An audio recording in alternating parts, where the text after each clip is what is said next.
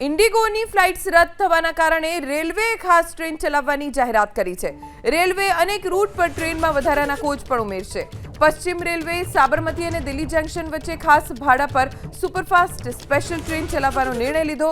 પશ્ચિમ રેલવે અનુસાર Sabarmati Delhi junction superfast special train કુલ 4 ટ્રીપ માટે દોડશે। સાબરમતી દિલ્હી સ્પેશિયલ ટ્રેન 7 અને 9 ડિસેમ્બરે સાબરમતીથી 10:55 ઉપડશે। બીજા દિવસે 3:15 દિલ્હી જંકશન પહોંચશે। તો દિલ્હી સાબરમતી સ્પેશિયલ ટ્રેન દિલ્હી જંકશનથી રાત્રે 9 વાગે ઉપડશે અને બીજા દિવસે 12:20 સાબરમતી પહોંચશે।